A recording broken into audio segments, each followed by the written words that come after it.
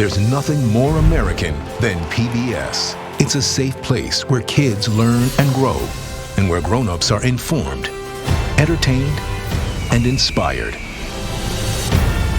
PBS is one of America's greatest resources for 50 years strong, and PBS needs your help to keep going for another 50. We will have done a great service for our future.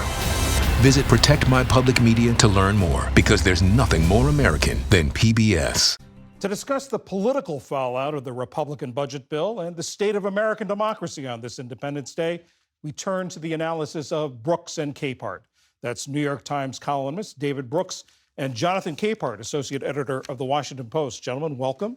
Happy 4th. John, happy 4th. Jonathan, there were more than a couple times this week it looked like the big, beautiful bill wasn't going to make it. Like it was sort of teetering on the brink of failure.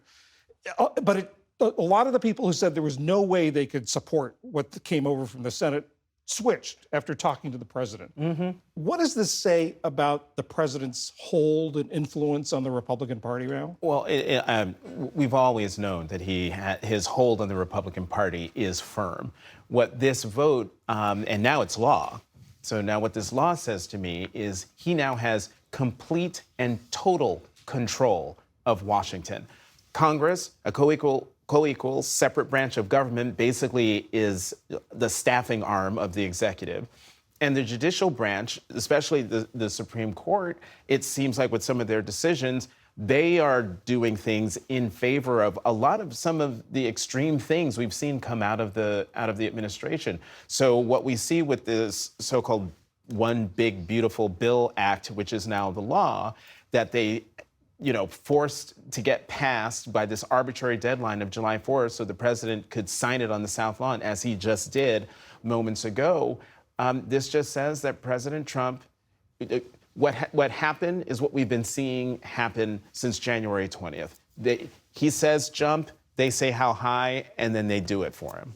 David, total control of Washington? Yeah, I mean, it's true that presidents usually get their big signature initiative, but a couple of things are interesting to me. First, he's on a bit of a roll. He had the Iran bombing, which did not lead to a wider war. He won some Supreme Court victories. Immigration across the southern border is at decades-long lows. So the White House is crowing on all these victories, and they passed this thing. And so that suggests some momentum and some control. Of course, the shocking thing, when you take a step back, is that this did used to be a party that didn't like deficits. Yeah. And this is adding $3 trillion to deficits. And so you took a party, a lot of these people who voted for the bill have said, came to office to shrink the size of government and reduce debt, and $3 trillion. And when I look back on the sort of degradation process that got them to this point, it was the moment when Speaker Johnson started going after the Congressional Budget Office. For decades, the Congressional Budget Office has been considered and is a nonpartisan, accurate counter of the effects of legislation. And once the Republicans, especially Speaker Johnson, said the referee, the umpire doesn't matter, that gives permission for self-deception.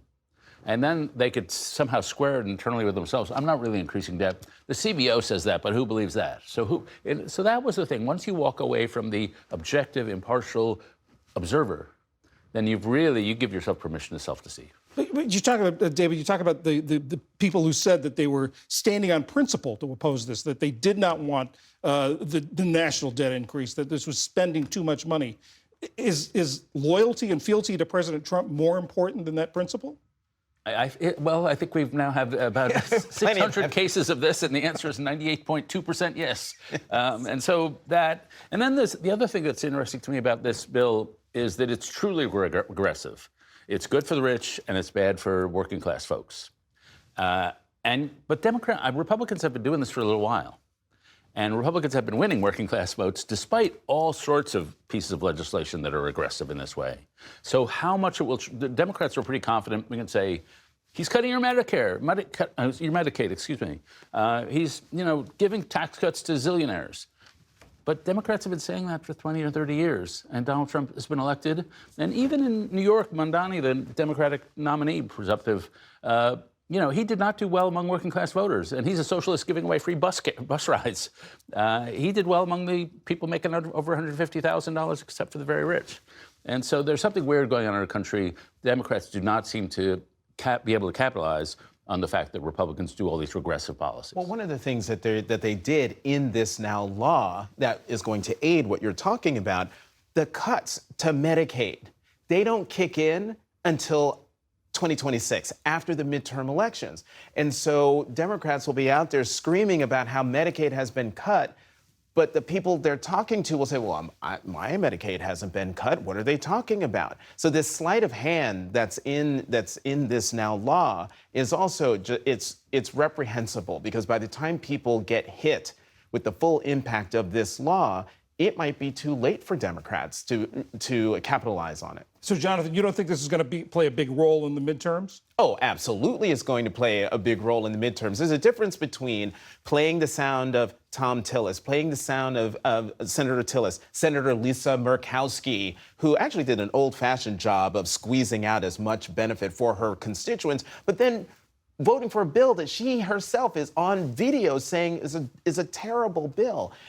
All Democrats have to do is cut and paste those videos into ads and then spread out around the country and talk about the thousands of people who are going to lose health care as a result of this law. Yeah, I mean, maybe they could run Elon Musk ads, things like that. Yeah, him too. I think the one thing I would say if I were a Democrat is Donald Trump won election on the back of the working class. He has betrayed you. You have been betrayed by this guy. Americans are in a mood where many of them feel betrayed. And so Republicans have won because they tell a betrayal story. The elites are betraying you. But Democrats now have a betrayal story to tell. And so you got to go with the tide of history. And the tide of history is like 68%, not just Republicans, think the elites have betrayed us. And now Democrats have a plausible version. This guy, he said he was going to help you in Youngstown, Ohio. He's helping Palm Beach. And that's a story that they could do. If they hit that populist note a little harder, that might be effective. But polls show that a lot of people aren't even aware of this bill. Yes. Are they going to be aware? Are they going to put it together when Medicaid benefits are cut or they have to get out of Medicaid? Are they going to make the connection, do you think? I mean, that gets back to what I was saying earlier. I think you were citing the Washington Post Ipsos poll. A third of the folks who were polled had no opinion of the bill, and 2/3 had heard little or nothing about it. And so you take that, and then you will have, in the 2026 midterm cycle, Democrats saying, your Medicaid has been cut. But those folks, a lot of those folks might be people like, wait, my Medicaid hasn't been cut, so what are they talking about? And so that's why I think it's terrific what David is suggesting is, just pound away on the betrayal, because betrayal usually takes a long time for you to figure out that you've been betrayed. But on the other side, are the tax cuts really going to feel? They're not. They're extensions of cuts, so people aren't going to see more money in their paycheck. They won't see more money, and the growth effects. So the White House estimates of the growth effects is like we're nirvana, like we're all going to be rolling in dough. But they will produce some growth. I mean, it's highly stimulative to cut that much taxes. But the growth effects are, if you look at most of these serious estimates, like under 1% added growth to the economy, sometimes significantly under 1%. So that stuff is not measurable. It's going to feel like status quo. There will be a few theatrical things. And so one of the things Trump talks about all the time is no taxes on tips. Mm-hmm. But when you actually look, how much is that? It's $32 billion, which in this kind of bill is peanuts. But it's theatrical, no taxes on tips. Sounds pretty good if you're not paying attention. Oh, that sounds good, no taxes on tips. And then there's a slight increase in the child tax credit. And that's a genuinely good policy, by the way. And so they're doing that, and there's some baby bonds for people who want to build up life savings. So these are not big programs, but they're talking points for Republicans. And no tax on car loan interest, but only if you buy an American car. Sorry, John. No, we had a PBS News NPR Marist College poll out this week. And on this 4th of July sort of time to reflect on our nation and democracy, they asked Americans about Americans' openness to people from around the world. 64% said it's essential to national identity. 35% says it risks the national identity. How does this square with what President Trump is doing on immigration and mass deportations? It's the opposite. We've been a country of immigrants since we were before a country. And Americans still love pluralism and diversity. I was celebrating Independence Day and the birth of our country yesterday in Milan. but at a Bruce Springsteen concert. And he talked about exactly that, about the diversity of the country, the land he loves. He was so patriotic. And I felt very moved and tears coming to my eyes, but so did the Italians. They love that version of America. And that is the thing people have always felt magnetized. We have a ton of Italian Americans in this country. They literally came here. And so that's the part of the country that has never changed.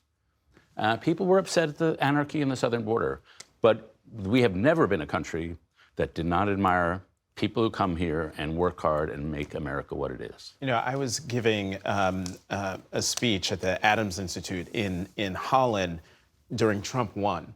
And in the depths of Trump won, when we were worried about our country, and my host, we were in a cab heading to the event, and I noticed her lock screen on her phone, the Statue of Liberty.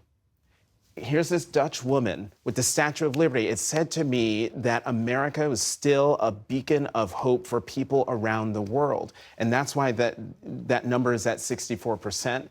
That's why people look to the United States because of who we are, because of where we've come from. President Biden always said, you know, the United States is the only nation that was formed around an idea. And it's been successful because that idea is something that people from around the world, they can see themselves in it. And as long as we stay true to that, then no matter who the president is, we will stay true to our founding and our founding principles, I think.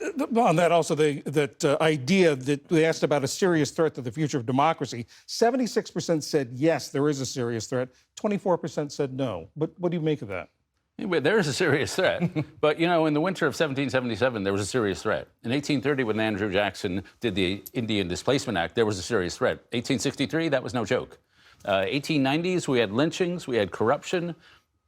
1930s, 1968, this is a country has built itself through a process of rupture and repair. We go through these hard periods, but then we repair. I'm still confident we're going to repair. Confident? Absolutely, and I'm confident just simply because of my own story. I don't know, well, we have no time. I can't even, I just looked at the clock. Yeah. Just read my book, John. Best sales job there. Jonathan Capehart, David Brooks, thank you very much. Thanks, John.